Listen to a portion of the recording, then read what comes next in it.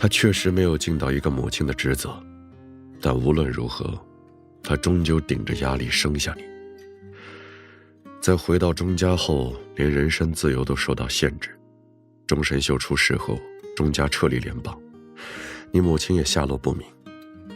你不要怪她，她也是身不由己。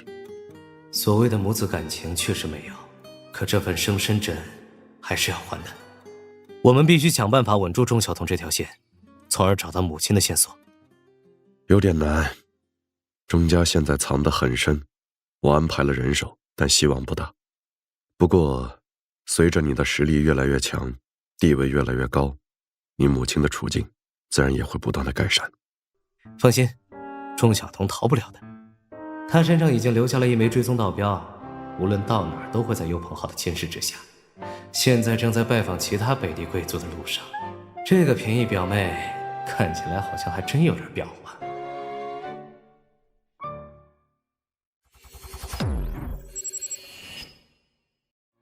关于金雀花联邦要对林小龟不利的情报，我早已传递过去。近日王室再一次征召北地贵族，有趣的是，被征召的绝大部分贵族领都是家族中最出色的年轻一辈，显然是觊觎林小龟这朵高岭之花。当然不成也没关系，在长公主殿下面前混点好感度，在随后的大平定中，说不定就能多占点好处。林小龟压死了北地舰队的最后反扑，同时也彻底征服了整个北地星域。不是说北地蛮子们欺软怕硬，实在是女武神殿下太猛了，不服不行啊。今日召诸位前来，是计划深入未经星河，寻找一件特殊模块的踪迹。此次行动，曙光女神将冲锋在前。由曙光女神号带队，一共1艘战列舰，16艘巡洋舰。如此强悍的实力，但具体航行的目的地还处于绝对保密状态。王室究竟想要什么？不过最近几天，北方要塞内破获间谍案，提前破解了针对长公主殿下的刺杀。钟晓彤的情报确实没错，但我总觉得哪里不太对劲。阁下，我觉得要不我们就真的成立一支探险队吧，拉上徐振之先生，这魏晋星河内的秘境绝对瞒不过我们的。收着点儿，主要是新的巡天雷达用起来实在太过瘾了，有点忍不住。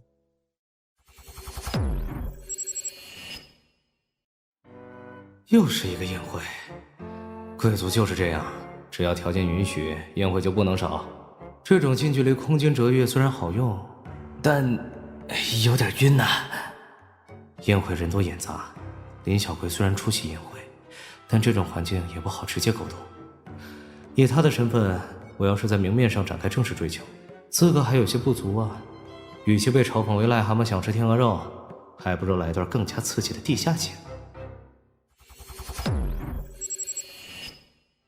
探险队已经深入魏晋星河，星兽群的出没愈加频繁，威胁等级也在直线升高。虽然有曙光女神号压阵，但冲突还是难以避免的发生，并且一旦开战，很快就会有越来越多发现动静的星兽加入进来，最终会演变成整片星域的大混战。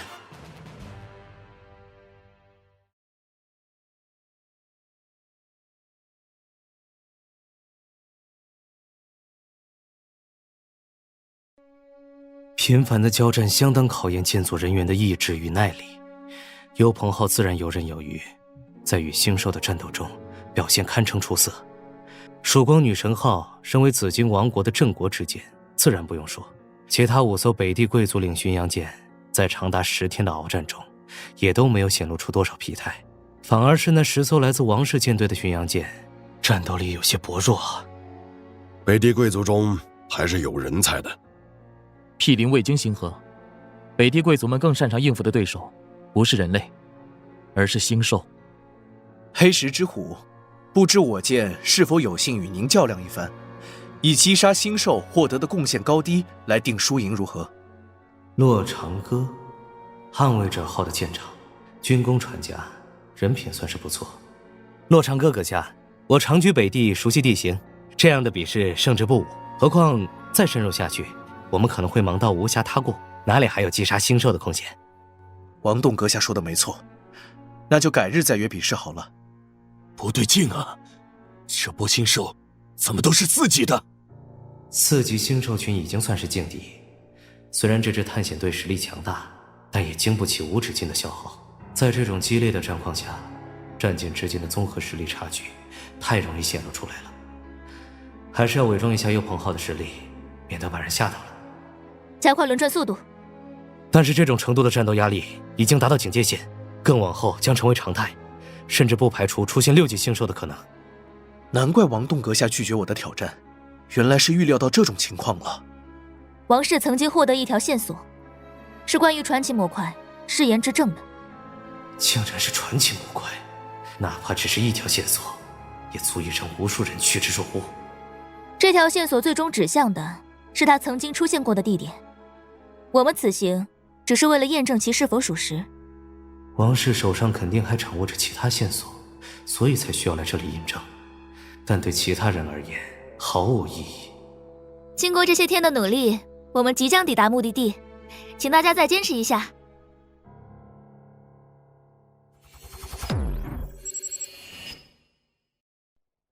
在传奇模块的激励下，探索队的士气恢复了许多。经过半天的航程，终于抵达了此行的目的地。居然是一颗濒临生命末年的恒星，正在转变为星云。我现在需要几位勇士来承担探索黑暗地带的任务。誓言之证的线索就在前方星云的一艘战舰残骸内，发现者将获得首功。星云内无时无刻不在进行的核反应，探测通讯会受到极大影响。曙光女神号将会留在外围戒备，火种巡洋舰有护盾保护，星云威胁性算不上很高。阁下，不对劲，干扰超出预料的严重。立即离开星云，向曙光女神号靠拢，并同步异常情况。是。这里仍旧处于重度干扰区域，无法联系曙光女神号。异常目标确认，单位战列舰数量4。竟然是4艘战列舰！4艘战列舰在这个时间冒出来，除了金雀花联邦，再无其他可能。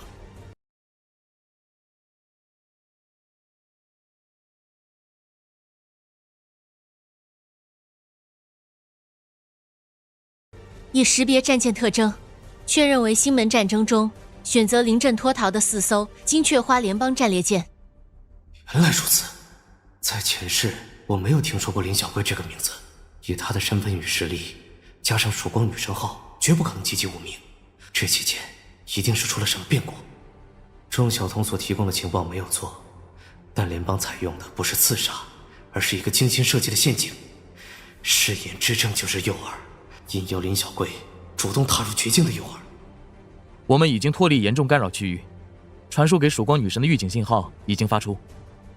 这4艘战列舰发起突袭的时机极其致命，16艘巡洋舰都在探索黑暗地带，通讯以及雷达受到遮蔽，哪怕曙光女神号遭遇袭击，我们甚至收不到求援信号。在星门战役中是故意保存实力，选择在这里伏击，才是他们真正的目的。战场规模太小，林小贵无法发挥出他异能的优势，加上联邦早有准备。那是战争枷锁，能够形成束缚立场，除了将激发者击沉，才能够挣脱战争枷锁的束缚。救赎之光已经释放，但仅凭曙光女神号的火力，绝对挡不住4艘战列舰。引擎超频，全速追上去！联邦战列舰完成了接舷。阁下，怎么办？天蝎死光炮足以破解困局，只是事后的处理会很麻烦。另外，大量冲锋队已经涌入了曙光女神号，哪怕击沉1、2艘战列舰，也解不了当务之急。靠上去！我和周太带冲锋队增援曙光女神号。仲达，我走之后，幽鹏号交给你指挥，你见机行事。遵命，阁下。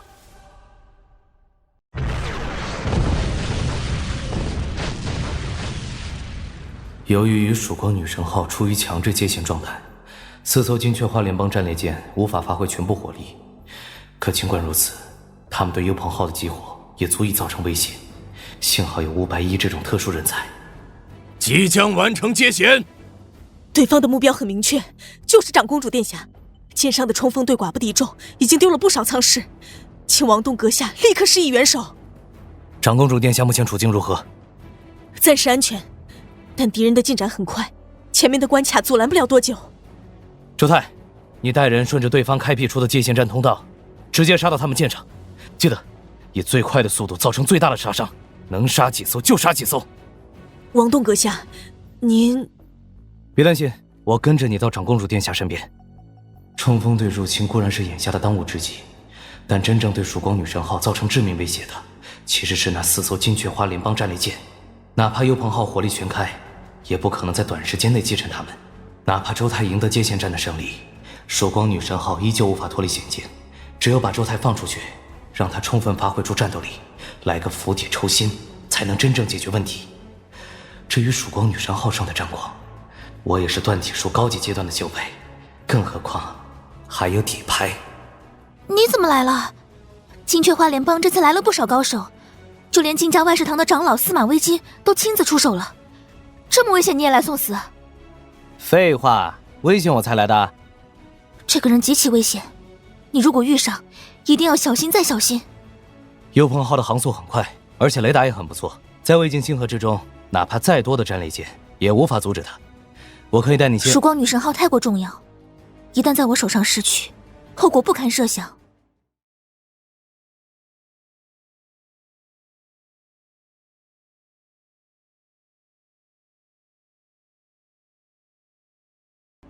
就算我安然回到首都星系，一样会受到清算，甚至连王兄都会被牵连。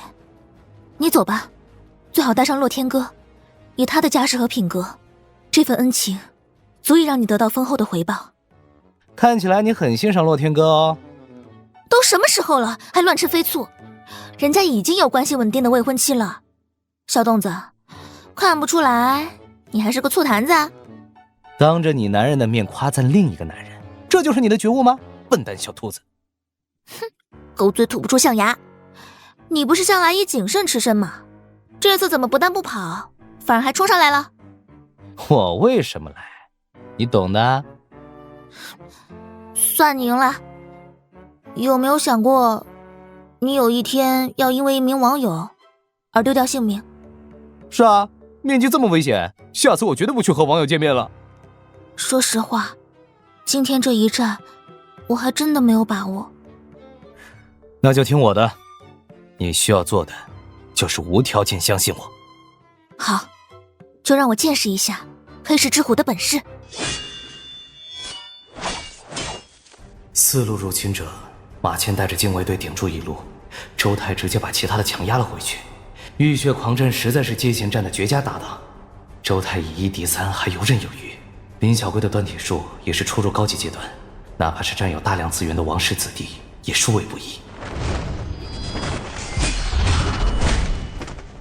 胜者冠冕的单体护盾，哪怕是战舰的主炮都能抗胜一击，何况只是区区人力做出的攻击。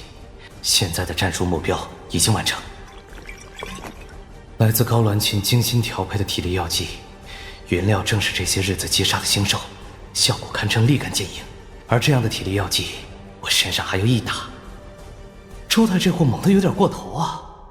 只花了30分钟时间，就将对方战舰上下的反抗力量全部屠戮殆尽。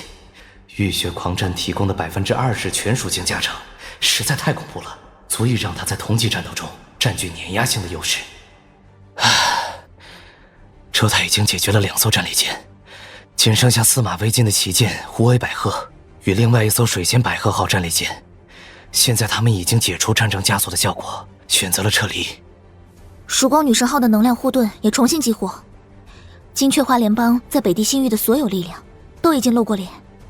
无论王室获得的线索是否是一个陷阱，这次的探险总归要有一个定论。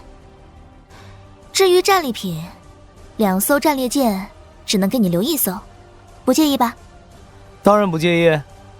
战列舰这种极其珍贵的高端战力，如果不趁现在就敲死归属权，只要一出未经星河，接踵而来的各方面势力就能将这2艘战列舰吞得连渣子都不剩下。在巨大到不可抗拒的利益面前，没有贵族能置身事外，只有身为长公主的林小龟亲自主持战利品划分，才能面对各方的质疑，维护我们的利益。川白铃兰号相比起极北白狼号看似差距不大，其实还是差了不少，缺乏战舰技，比起同级战列舰弱了不少。只不过战列舰终究是战列舰，哪怕是垫底的战列舰，一样能够碾压绝大多数的巡洋舰。黑石子绝岭在明面上有这么一艘战列舰坐镇，地位和影响力与之前是完全不同的。仲达，纯白铃兰号舰长权限就交给你了，先从优鹏号上抽调一批舰组人员，之后再慢慢补充舰组成员。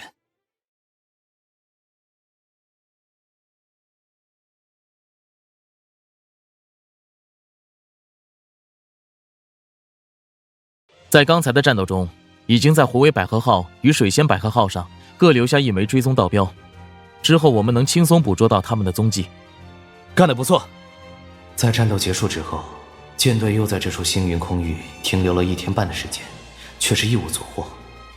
王氏所获得的这条线索，从头到尾就是一个精心设计的陷阱。另外，在对抗金雀花联邦的奇迹战中，有不少的贵族也当场丧命。这一趟幸好俘虏了2艘战列舰，否则王氏很可能会元气大伤。随着探险队返回北风要塞，关于金雀花联邦伏击的消息早已传遍四方。如此重大的事件影响下，几乎所有的北地贵族领的掌权人都抵达了北风要塞。一方面，自然是慰问遇袭的长公主殿下；另一方面，则是参加接下来马上就要拉开帷幕的大平定。而随着这次伏击内幕的公开，黑石岭也成为了众多目光聚焦的重点。而且鉴于这次在魏晋星河伏击战中的功绩，国王陛下已经决定给出丰厚的奖赏。你想什么呢？我眼下还有和西顿公国联姻的任务，哪怕不需要联姻，你起码也要走到北地大公那一步，才有求亲的资格。我明白。不过，看在你真心诚意的份上，我也给你争取了一些符合利益、保持在国王可接受范围内的奖励方案，便宜你了。凤凰星系，名义上属于天方伯爵领，实际上却是菲尼克斯家族把持控制。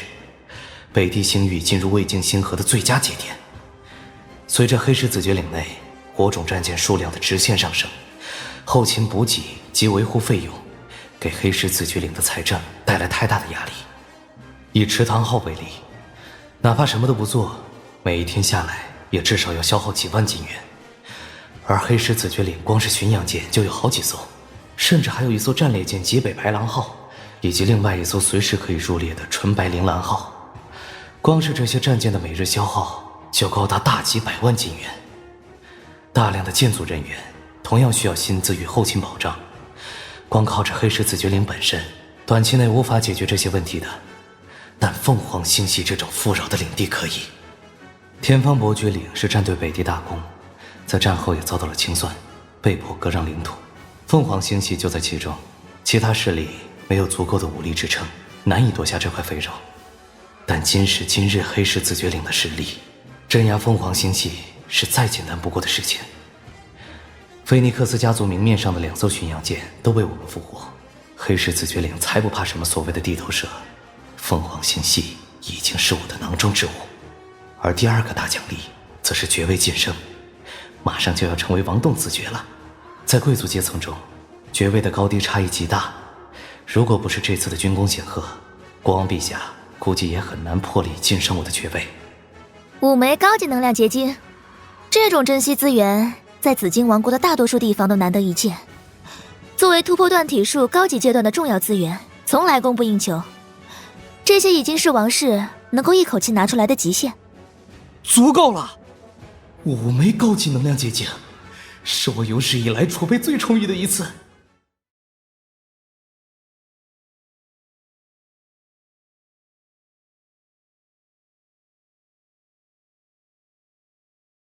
接下来是100枚钛晶，这可是我动用了一部分自己的配额。钛晶同样珍贵，每一年出产的钛晶都是不够用的。火种战舰的数量每年都在提升，而钛晶的总产量则是呈下降趋势。毕竟是矿产资源，非短期内能够再生的。至于你之前提出的生命水晶，想得美！哪怕在王室内部，也属于最看重的资源之一，只有进没有出。哪怕以我的身份，正常情况下也只能分配到1枚印记备用。好吧。生命水晶，产自高级星兽体内的一种珍贵结晶，最大功效是疗伤。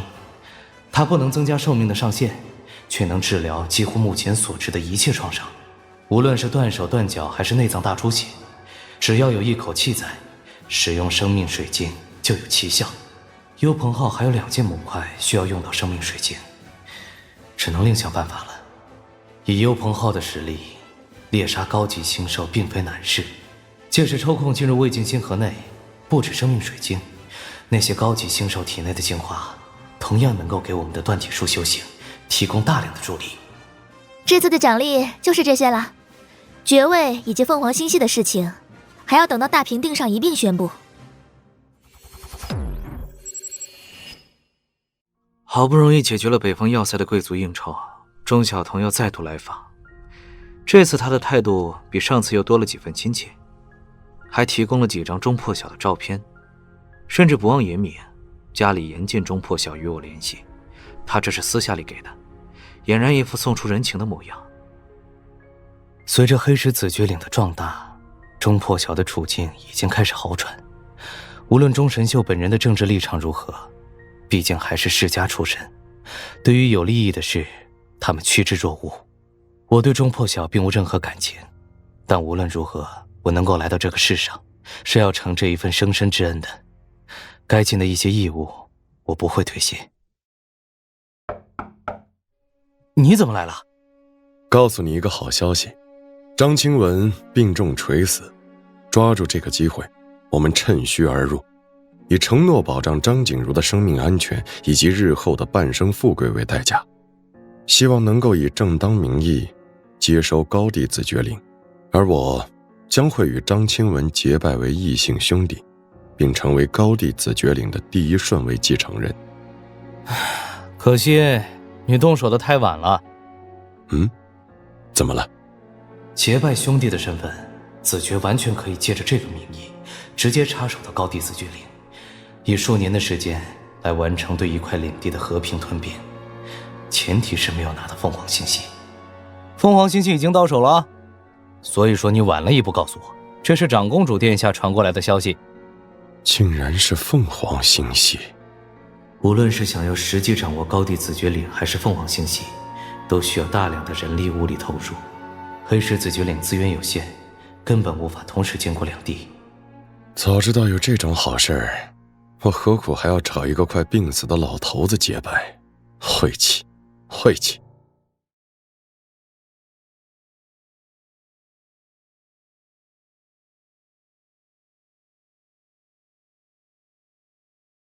虽然这种手段贵族之间并不少见，但这事是瞒不了人的，之后肯定会影响到风评。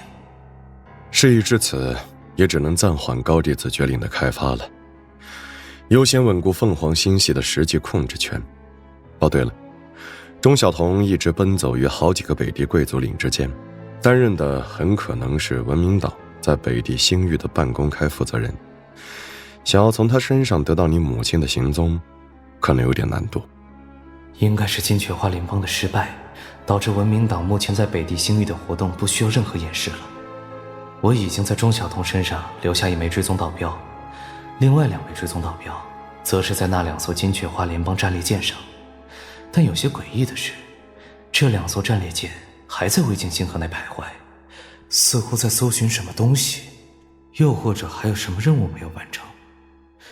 如果能把那2艘战列舰也俘获，而且蓝坊共和国种子舰队上的追踪导标还在，运气不错。再加上新元文明母星的那枚追踪导标，星际猎手之冠的追踪导标名额还剩下5个。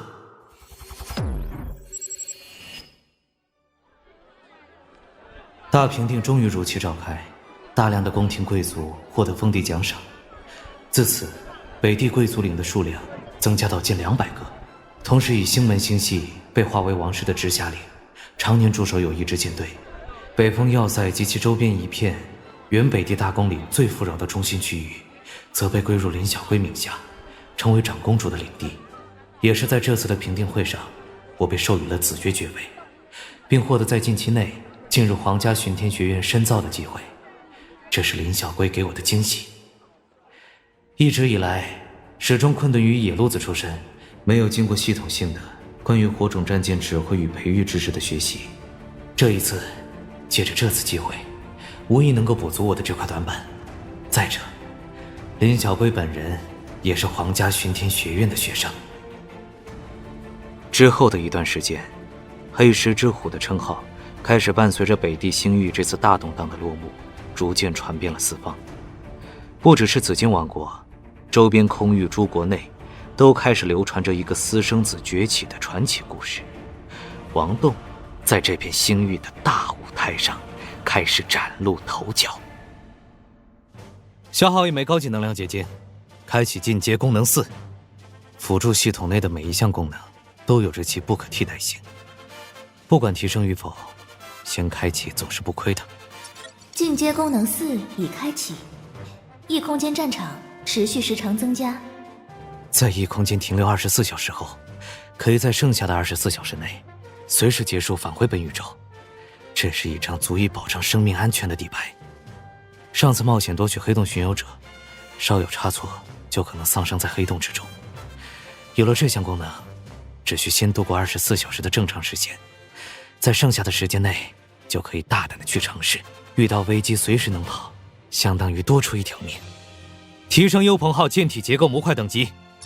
幽鹏号舰体结构模块已强化至15级。开启模块特性自选，选择时光奥秘。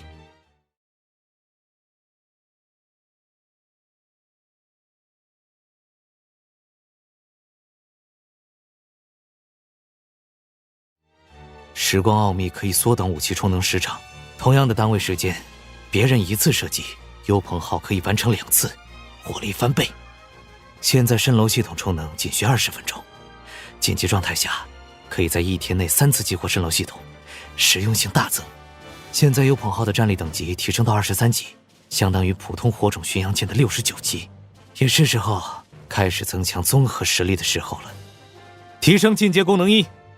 高级能量结晶实在是不够用啊，只能指望魏景星河内那枚追踪到标了。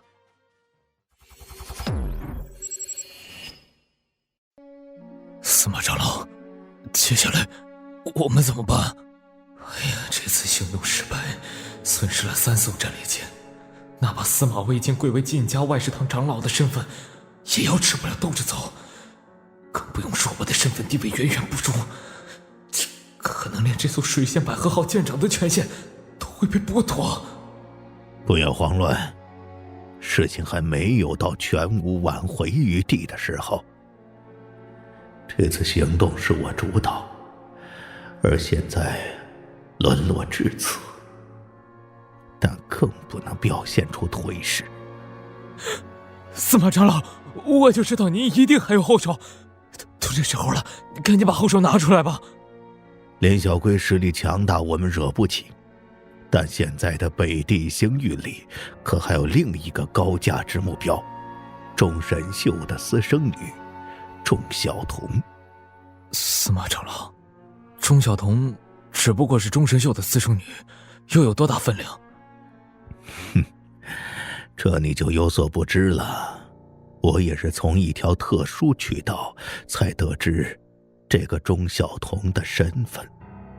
哦，愿闻其详。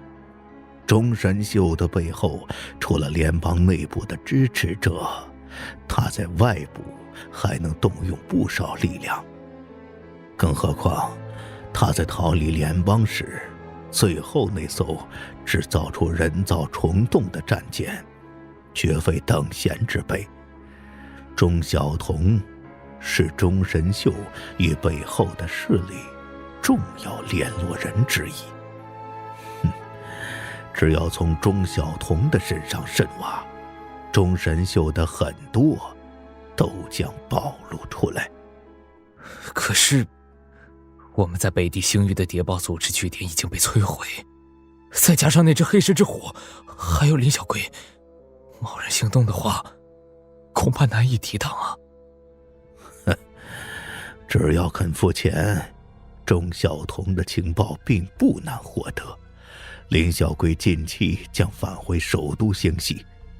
至于那只黑石之虎，虽然接舷战堪称无敌，但以我们2艘战列舰的实力，只要小心一些，不让他有接舷战的机会，也不怕的。破解钟神秀身上的隐秘，攻过箱底，我们的行动仍不算失败。哎呦，长老神机妙算，钟晓彤这次无论如何都逃不了了。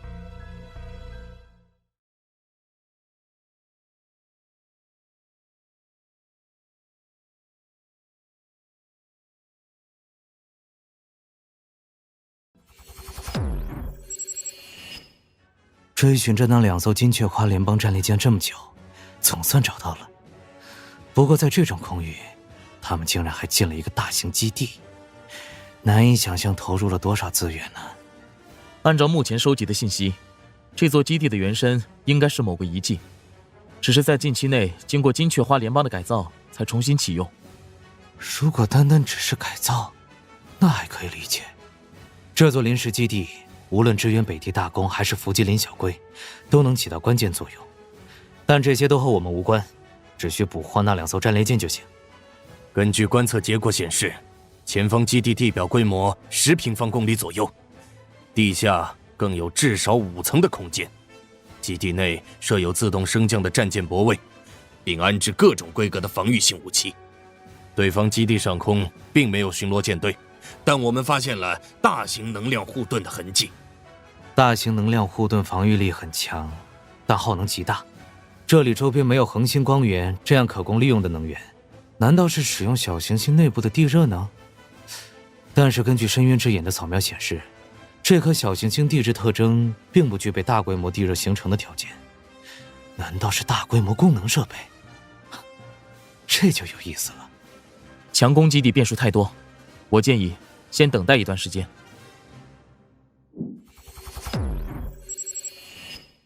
观测到对方2艘战列舰外出，确认为虎尾百合号与水仙百合号。哦，狐狸终于出动了。这2艘战列舰迟迟不肯离开北地星域，不可能会一直龟缩在这个临时基地内。现在应该是得到消息开始行动，所以他们的目标林小龟这2日就要离开北地星域，返回首都星系。没有了曙光女神号的镇压，终于要出来搅风搅雨了。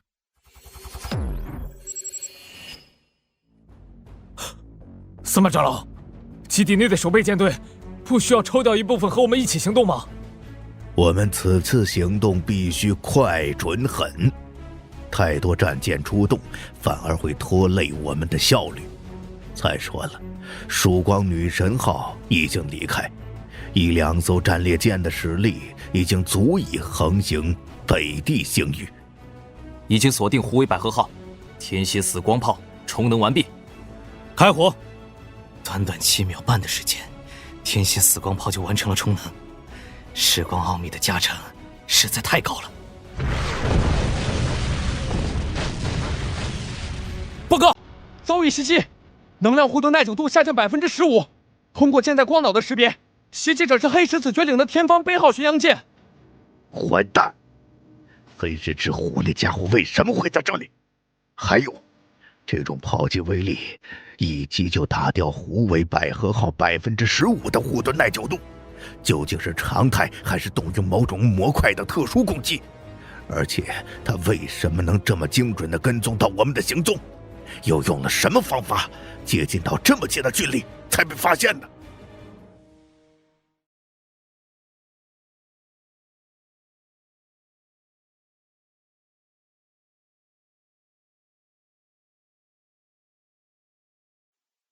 交火的1分钟时间内，优鹏号完成了3次炮击，对面2艘战列舰也先后完成了第1轮炮火反击。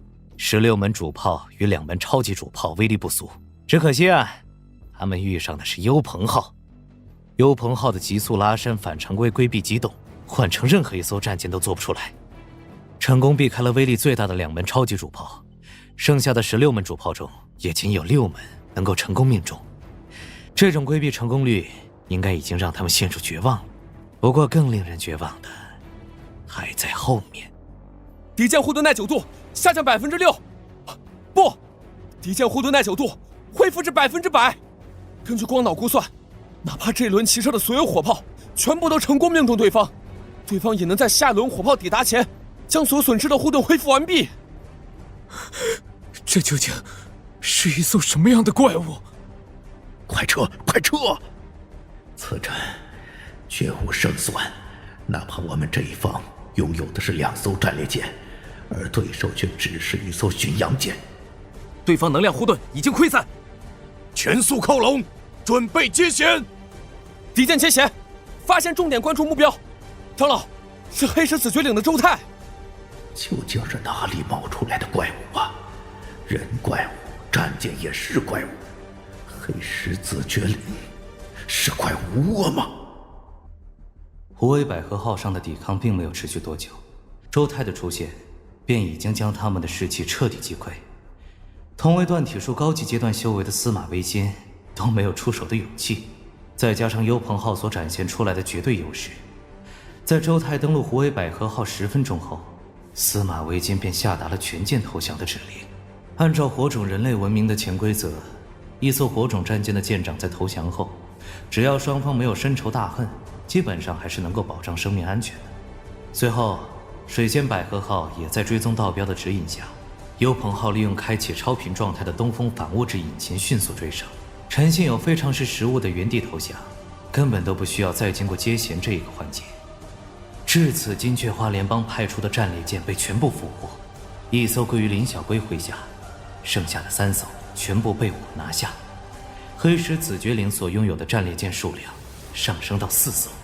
靠着金雀花联邦的赞助，黑石子绝岭的实力在某种程度上已经逼近了全盛时期的北地大公领。很遗憾的是，司马维京和陈信友所期望保全自身性命的愿望没能实现。金雀花联邦进甲臭名昭著，司马维京身为外事堂的长老，手上更不知道直接或者间接沾了多少罪恶。在经过系统性的全面审讯，问出他所掌握的有关机密后，直接处死。至于陈信友，济远星系的陈家正是周泰的苦主，由他亲手处死。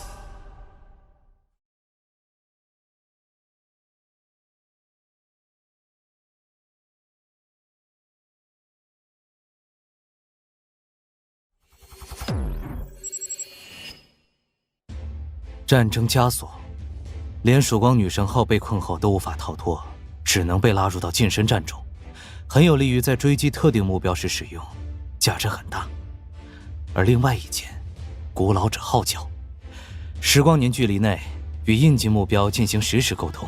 星际时代，实时远程通讯的意义远超常人想象，无视干扰与障碍的沟通，在很多时候是能够救命的功能。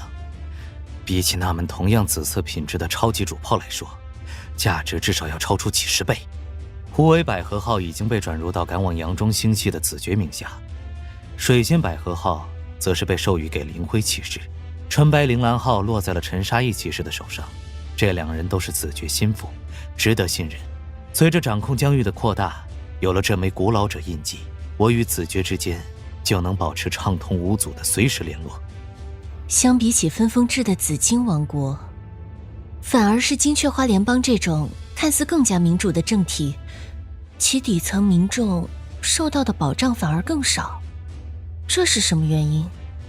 紫金王国实施的分封制，领地星球上的居民相当于家族的私产，任何人对自己的私产当然比对公务多一分在意。同时，王国坚守的所谓贵族荣耀、家族名誉，也让众多贵族不敢苛待治下平民。相反，金雀花联邦名义上是民主，实际上各个世家割据一方，架空了联邦管理委员会，所谓的选票只是一张废纸，根本撼动不了统治架构。竟然是这样。终究还是同族，总比沦为异族统治要好。没错，例如蓝纺共和国，战败后连被统治的机会都没有。宇宙间的真相往往就是这么残酷，不够强大就随时有被人鱼肉的风险。金雀花联邦建立在魏境星河内的临时基地，易守难攻，无论是保密性和安全性都十分高。联邦把这里作为北地星域战略的一个重要据点，团放了大量的战备物资，可不能便宜了别人。这一次，我们采用引蛇出洞的战术，临时基地内有2支守备舰队在，外围还有中型能量护盾庇护。相比起搭载于战舰上的能量护盾，这种固定式基地和行星使用的能量护盾，它们的耐久度上限更高，恢复速度也往往更强。哪怕幽鹏号上搭载有天蝎死光炮这种利器，也不是短时间内能够打破的。激活伪装者特性，篡改战舰信息为艾罗利号巡洋舰。这个特性虽然不是直接用于战斗，但在这种情况下是真的好用，完全不需要担心会暴露出真实身份，引发对方的过激反应。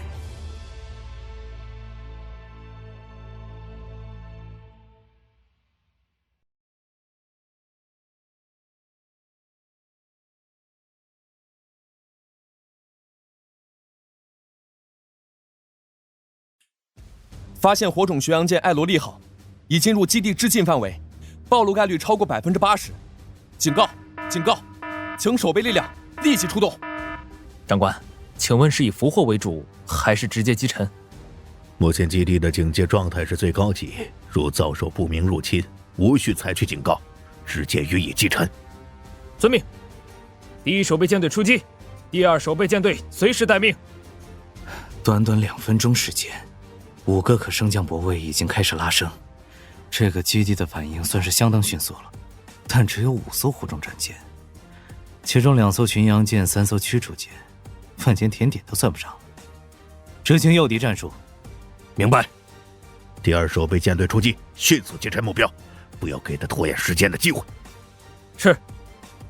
10艘战舰，基地内的守备舰队已经全部出来了。坐好，动手吧。我都快忍不住了，追了我半天，很爽是吧？这是，小心，这艘战舰有问题！第2守备舰队立刻返回基地，我们来拖延它，尝试进行击旋战。哼，想跑？启动战争枷锁。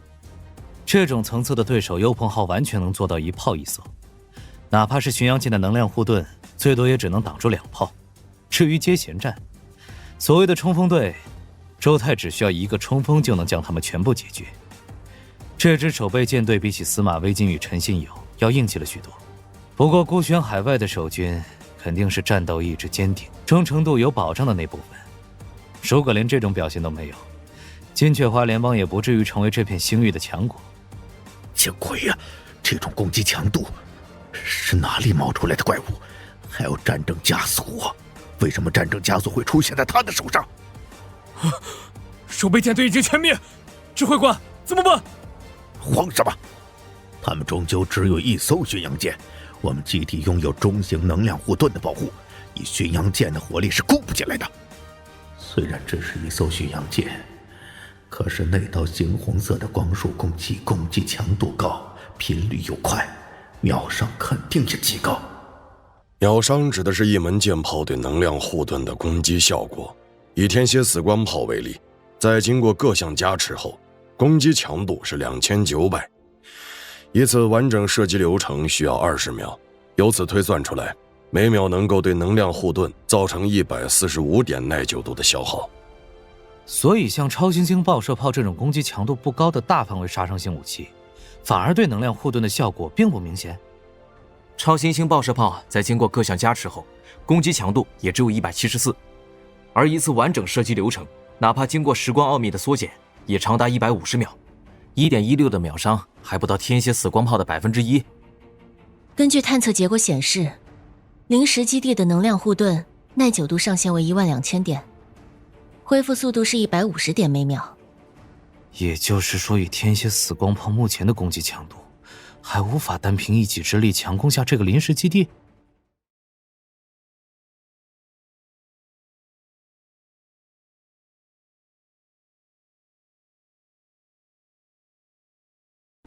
唉，幽鹏号上的主炮位空缺的太久了。没办法，眼下的幽鹏号可不是随便什么模块都有资格被搭载的。要不然，让被俘获的2艘巡洋舰也加入到对基地的围攻中来。没关系，数量不够，等级来凑。幽鹏号消耗6000元点30枚钛金，5枚终极能量结晶，强化提升天蝎死光炮，攻击强度提高，充能时间与缓冲时间进一步缩短。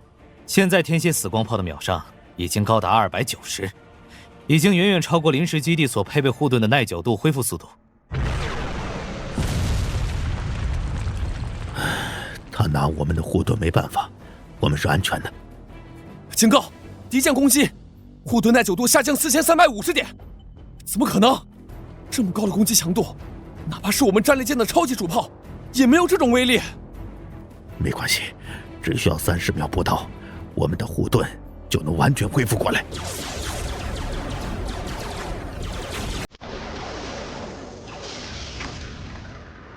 护盾耐久度下降4350点，耐久度下降至3450，耐久度下降至1350，流量护盾过载崩溃。这里是黑石死绝岭所属战舰，警告基地中的诸位，放弃无谓的抵抗，立即投降，你们将获得相应的待遇，否则必死无疑。我们绝不投降，要为金雀花联邦记住，立即采取措施，将基地中的物资全部销毁，不让对方拿到一点。这是最后一次警告，在此之后，我们会毁掉基地能源核心，并且将你们剥离这颗小行星。丧失能源的临时基地将会成为魏晋星河之中的一片浮萍，在引力湍流的裹挟之下，飘荡在茫茫星河之中。等死将是他们唯一的结果。比死亡更难熬的是眼睁睁地看着自己行将走向死亡，却无计可施的那种绝望。你们想死可以自己安静地去死，不要连累到其他人。只要你能保证我们的生命安全，我们愿意无条件投降。这一趟大丰收啊，竟然是紫色品质的超级主炮。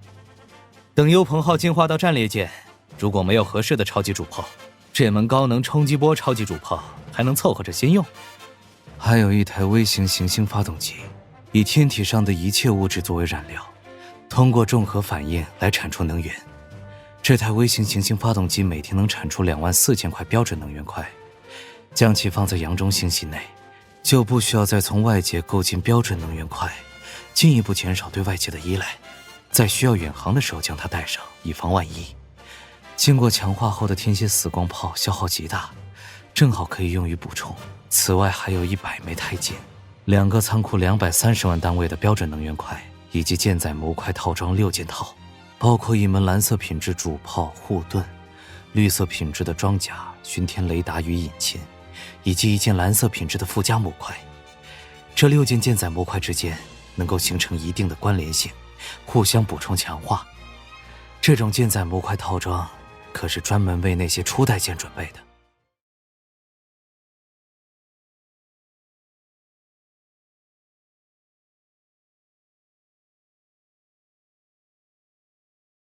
一艘使用出厂配置的无品质模块的火种战舰，没有战斗力可言，但直接换装这一套舰载模块，战力瞬间提升到另一个层次，分分钟吊打没换装的驱逐舰。只要培养出一批合格的火种战舰舰长，构建一批全新的火种战舰，有这批舰载模块在，就能使得这批火种战舰在初期更快形成战斗力，在进入异空间时拥有更高的生存率和更多的收获。这种舰载模块套装共有驱逐舰套装40套，总价值差不多12万元币，换算成紫金王国金元，足足120亿以上。但本次行动的最大收获不是这些，而是一份星图，专门储存在一台服务器中的星图，囊括的范围高达数十光年，详细天文环境和航线，代表着的是安全的航道，是无尽的资源。太空航行中没有星图，宇宙飞船将时刻面临迷航的风险。哪怕以黑石子绝岭今时今日的地位，也只能获取到北地星域范围内的详细星图，而这份星图明显是金雀花联邦军部使用的专用星图，是市场上根本买不到的无价之宝。金雀花联邦真是好人呐。8月15日，黑石子绝岭正式接收凤凰星系，1艘战列舰，2艘巡洋舰压阵，还有几十艘驱逐舰，足以让北地星域的任何势力都选择退避3000舍。依靠着先前架空天方伯爵岭的经验，菲尼克斯家族牢牢把控着所有贸易环节链条，表面上对黑石子爵岭的服从，甚至让出凤凰星系的大部分收益，等待日后再做反复。只是他们还不清楚，黑石子爵岭已经磨刀霍霍。入主凤凰星系后的第一天，就拿出菲尼克斯家族主动袭击黑石舰队的证据。悬殊的实力差距面前，菲尼克斯家族毫无还手之力，只得束手待毙。所有的家族嫡系与安插的心腹人手全部被清算，而黑石子爵岭的管理人员被迅速安插到各个岗位上。菲利普也主动切断了与菲尼克斯家族的所有联系，担任子爵岭的物资调配与运输部副部长一职，并且在极短时间内让领地的物流交通效率提升了一大截。随着黑石子爵岭扩张到今天这个地步，原有的底蕴已经不足以支撑领地。接下来一段时间里，黑石子爵岭都应该勤修内功，以将现有地盘深度掌控开发，以及培养自身人才梯队作为重点工作。配套的基础工业也在快速发展。除了狼牙集团的帮助，一些因为北地大公岭的覆灭被迫流落的精英也获得招揽。他们的到来充实了黑石子爵岭匮乏的人才资源，整个黑石子爵岭呈现出一片欣欣向荣的景象。等到黑石子爵岭完成对现有领土的整合与开发，并吞并高地子爵岭后，一个雄踞北地，随时可以动员4艘战列舰、6艘巡洋舰以及上百艘驱逐舰的庞然大物即将成型。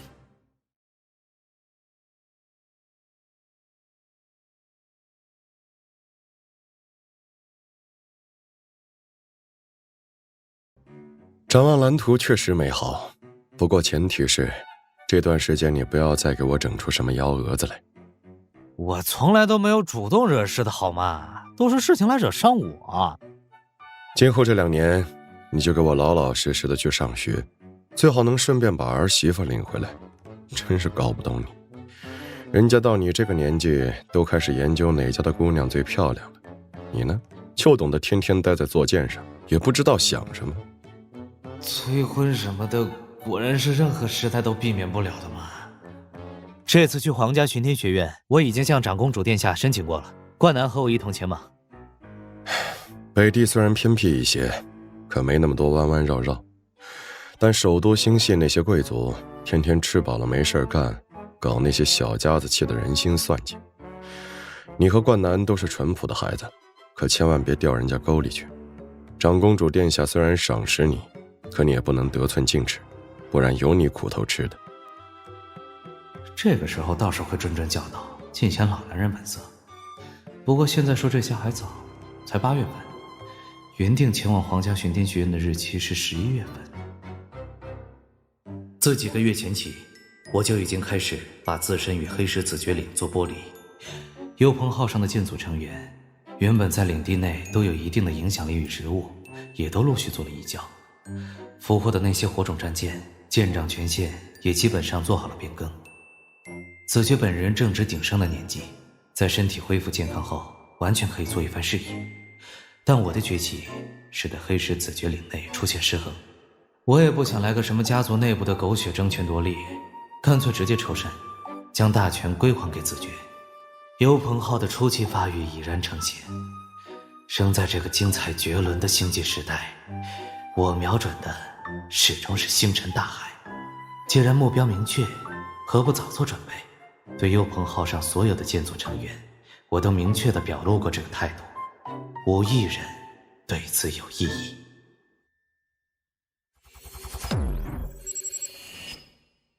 8月17日，整备完成的幽鹏号再次深入魏境星河。这次主要目的是往高鸾琴提供的那些坐标进行探索，寻找他的父母留下的痕迹，顺带猎杀几只高等级的星兽，掠夺生命水晶。这种高等级的星兽只有在魏境星河深处才会出现。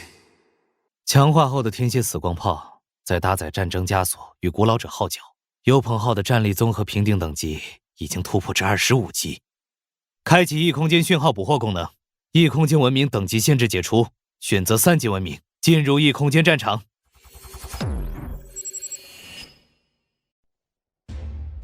星猎鹰文明，不愧是橙色品质的巡天雷达，深渊之眼这么快就能给出数据探测结果。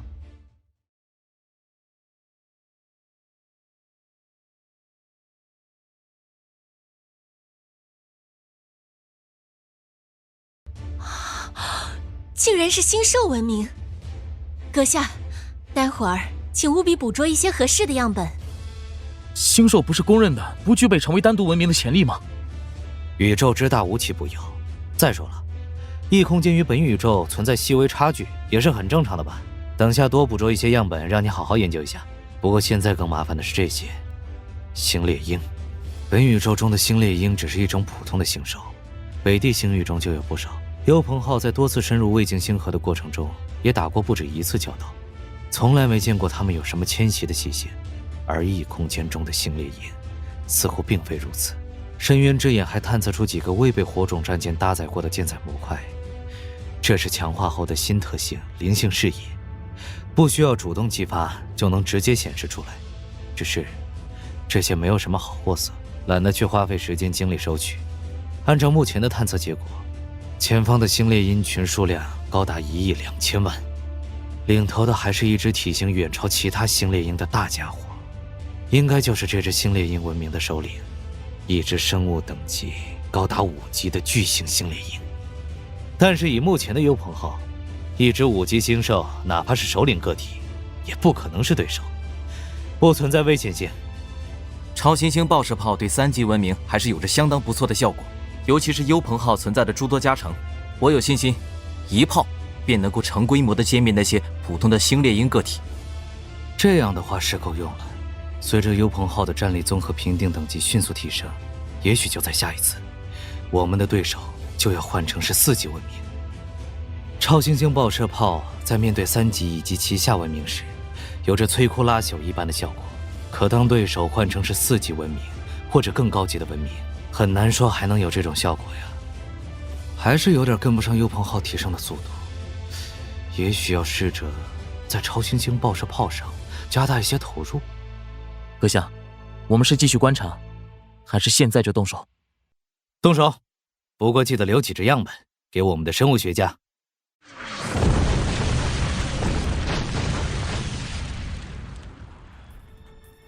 什么？超新星爆射炮竟然被拦截下来！竟然能拦截超新星爆射炮，这还是第一次。我们真是小看对手了。这毕竟是一个文明，不可能简单的看作是规模更大化的星兽群。尊侯，近距离动用天蝎死光炮，小心它还有其他能力。星兽文明我们之前从未接触过，所有情报都是未知，不妨以最谨慎的态度去面对。天蝎死光炮也许都只有一次奏效的机会。明白了，看我的！幽鹏号，全速突进！拉近距离是为了保证天蝎死光炮的命中率，但如果星猎鹰首领还有其他手段能够抵抗天蝎死光炮，那这趟异空间战场可就麻烦大了。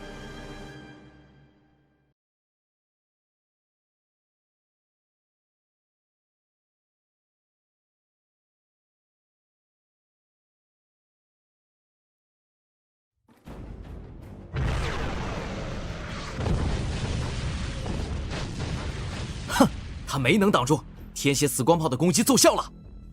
在提升至10级后，天蝎死光炮的攻击强度足足提高了一半。星猎鹰首领毕竟只是5级生物，生物能量场的强度抵挡不住的。只不过在最后时刻被他用规避动作避开要害，速度太快了。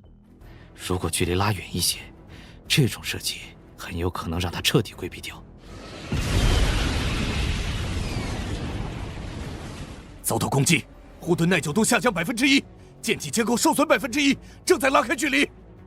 黑洞巡游者加上不朽奥秘强化后的舰体结构，仅仅是擦过一点边角，都能造成护盾破损。这只星猎鹰首领不简单呢。不过今时不同往日，只需要2秒钟，黑洞巡游者就能完全恢复完毕。不朽奥秘也能消耗额外能源，让舰体结构完成自我修复。幽鹏号已经远超他的战力综合评定等级所对应的危险等级，哪怕这头首领有再多的部分，也不具备伤害到幽鹏号的能力。老吴，把好舵，我再给他来一发狠的。不急，先对付星猎鹰群。按照钟达说的办，先处理星猎鹰群。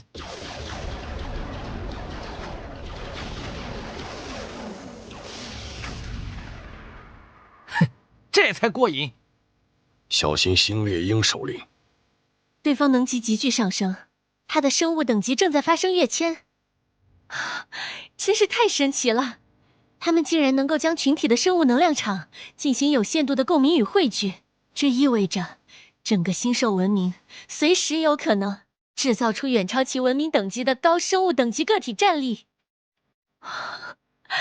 多亏我们已经削减了大部分普通星猎鹰的数量，否则星猎鹰首领的能级究竟会上升到什么程度，还真不好确定。老马，你还真有一手。只是有一点怀疑而已。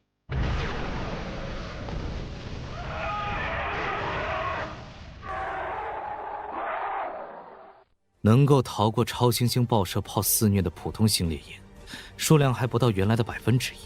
星猎鹰首领这一招没什么用处。哼，好家伙，不愧是星兽，挨了主炮半个小时的攻击才死，生命力真是顽强。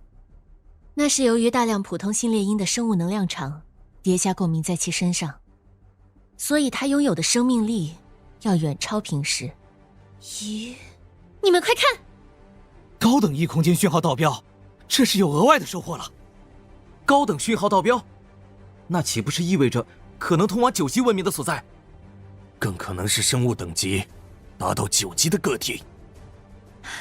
不错，也许就是星猎鹰血脉源头的存在。短时间内还是不予考虑为妙。对面可能存在9级个体，在没有足够的把握下，最好不要贸然行动。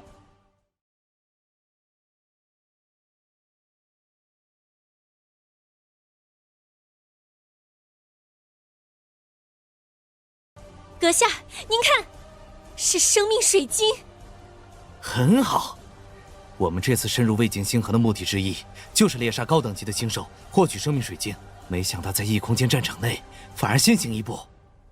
目前橙色品质的深渊之眼，金色品质的古老者号角，以及紫色品质的紫色孢子外膜，都强化，都需要生命水晶。三者之中，深渊之眼品质最高，巡天雷达的作用也至关重要。消耗2500元点，5枚钛晶，5枚生命水晶，以及5枚终极能量结晶，升级古老者号角。深渊之眼固然重要，但它的需求也太高了，每次强化都需要消耗3枚生命水晶。这一次一共才收获到8枚，最多也就强化2次，远远达不到质变的程度。相反，将其投入到金色品质的古老者号角上，却能收获到立竿见影的效果。解决星猎鹰族群后，幽鹏浩也返回魏晋星河，不断猎杀等级较高的星兽。其身上最有价值的部位，基本上都成了我们的资粮，给断体术高级阶段的强化提供了很大的帮助。在充足的资源供应下，我也即将抵达断体术中级阶段圆满的程度，也要考虑高级能量结晶的补充。这些物资必须提前准备好。不过物资从何而来？就连王室库房中的羊毛都已经被我薅了一遍了，北地大宫里更是连秘密库房都被断掉了。紫金王国内已经找不到更好的目标了。不过魏晋星河在深处还是有着不少宝藏的，正好借着这次深入探索的机会，好好碰一碰运气。这也是在测试幽鹏浩的战力，也只有在这人迹罕至的魏晋星河深处，幽鹏浩才能放开手脚，战力全开地进行测试。遗憾的是，生命水晶的踪迹却依旧缥缈无踪。生命水晶只有5级以上的星兽体内才有概率生成，幽鹏浩目前所抵达的深度还不足以出现大量的6级星兽。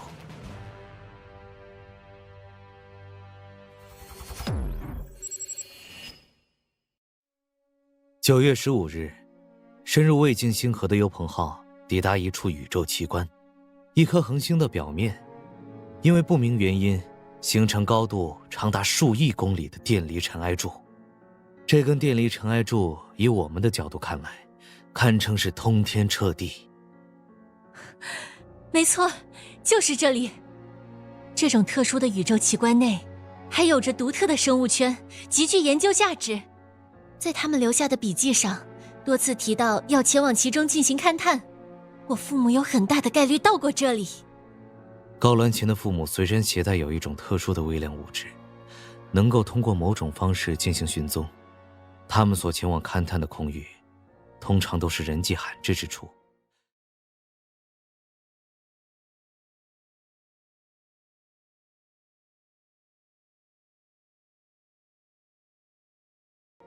没有完善的星图，很容易迷航。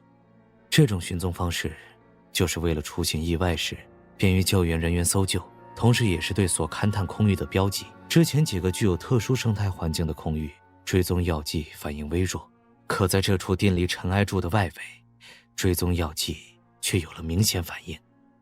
好家伙，在这种环境下也能有完整的生物圈？宇宙之大，无奇不有。更何况这里是魏晋星河，拥有最多变化的空域环境，催生出何等怪胎都属正常。确实，阳中星系就是一个最好的例子。不是亲眼所见，谁能想到在遍地都是危险的魏晋星河内，还能有那样的一处世外桃源？不过，电离尘埃柱内遍布强度很高的辐射，并时有大量的电浆球生成。普通火种战舰在这种环境里堪称是寸步难行，并且巡天雷达会受到强电力辐射的干扰，一旦进入，很容易就会迷失在其中。等到能量护盾无法支撑时，还未拖出电离尘埃柱的范围，很大的可能会葬身其中。但还好幽鹏号不在此列，深渊之眼的探测方式更倾向于神秘侧，电离尘埃柱的电离辐射干扰基本上无法形成负面影响。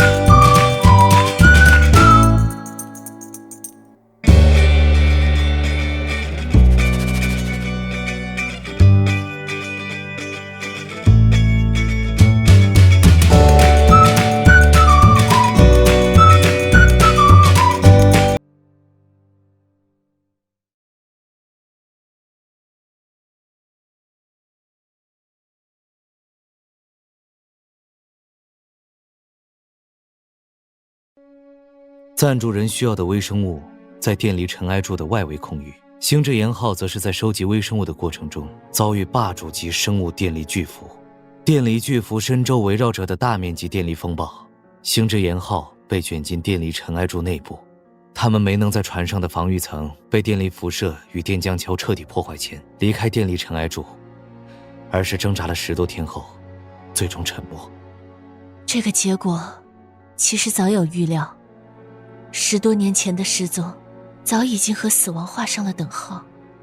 阁下，您应该看看这份材料，这是一份从勘探船的残骸内取出来关于电离巨幅的初步观察结论。电离巨幅是电离尘埃柱内特有的生物，就连这个名称也是高鸾琴的父母在亲眼目睹到它的真身后现场命名。生命水晶运生率极高，把电离巨幅找出来，让我们看看这种电离尘埃柱内的霸主究竟有什么本事，顺便也是给秦姐的父母报仇。遵命，阁下。电力巨蝠是电力尘埃柱的宠儿，在特定环境中进化出的特殊能力，使得它在电力尘埃柱内肆意纵横。强大的电力辐射掌控能力，所经之处都会席卷起规模庞大的电力风暴。我们追寻着电离风暴的强度，经过排查掉大部分自然产生的电离风暴后，基本可以确定，近日内有一只电离巨蝠经过这一带。现在已经深入电力尘埃柱，哪怕以黑洞巡游者的强力以及不朽奥秘的坚韧，每秒钟能量护盾耐久度的损失速度也已经达到了10几点每秒，相当于时刻承受7、8门突击舰主炮的轰击。换成其他战舰，根本无法在这种环境内航行。阁下，前方发现电离风暴，中心处是一只电离巨蝠，小心靠上去。感知异能从那只电离巨蝠身上只感受到一丝威胁，这说明电力巨蝠强度只能算一半。就目前的防御力与抗击打能力而言，普通的星际生命已经对幽鹏号构成威胁。白衣，上吧。尊侯，给他来下狠的。遵命，舰长阁下。在这种强电离环境下，普通战舰的射程一定会受到影响，精度跟威力极大削弱。但我不一样，已经进入绝对射程范围内。老吴，把稳舵，我要开始充能了。闭嘴吧你！要充能就赶快，这家伙身边的电离风暴强度才是最大的，我只能给你10秒钟时间。